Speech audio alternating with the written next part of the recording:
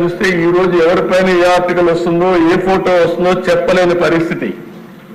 నిన్న కూడా చూస్తే ఒక మాజీ ముఖ్యమంత్రిగా పనిచేసిన వ్యక్తి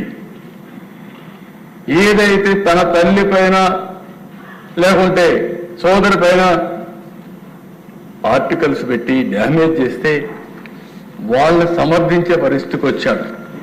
అంటే ఆ దిశ ఎవరైనా సరే మనం ఒక విషయం గుర్తుపెట్టుకోవాలి. ఎందుకు ఇలాంటి కఠినమైన చట్టాలు కావాలి, పోలీసు వ్యవస్థ కూడా కఠినంగా ఎందుకు యాక్ట్ చేయాలంటే ఇవన్నీ చూసినప్పుడు మనం గుర్తుపెట్టుకోవాల్సిన అవసరం ఉంది.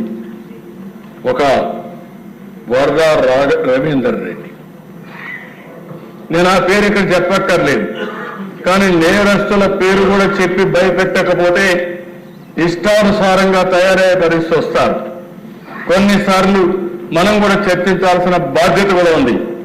అతని మీద వైఎస్ఆర్కు పుట్టిన బిడ్డ కాదు, వైఎస్ విజయమ్మ బిడ్డ మాత్రమే. ఇంకా ఉండేటి నేను చెప్పలేని అధ్యక్ష. ఏం చెప్పాలో నాకైతే అర్థం కాదు. అది నా నోటితో నేను చెప్పే విషయాలు కాదు.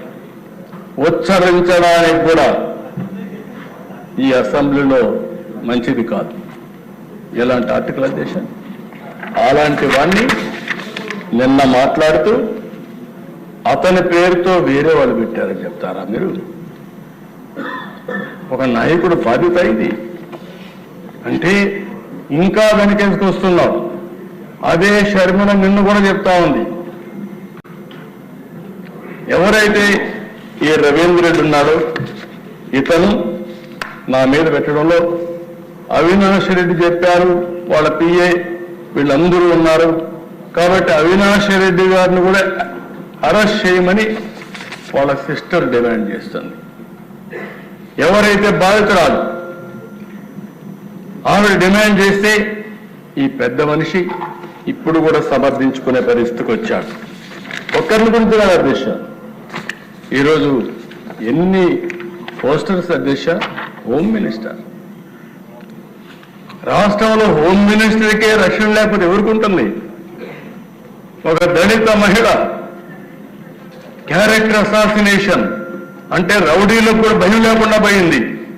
హోమ్ మినిస్టర్ లెక్కలేదు, డీజీపీ అని లెక్కలేదు, హోమ్ సెక్రటరీ లెక్కలేదు, డిప్యూటీ సీఎం అని లెక్కలేదు, ఎవరైనా లెక్కలేదు. అంటే ఏంటి విచ్చలవిడతనం? ఏమనుకుంటున్నారు మీరు?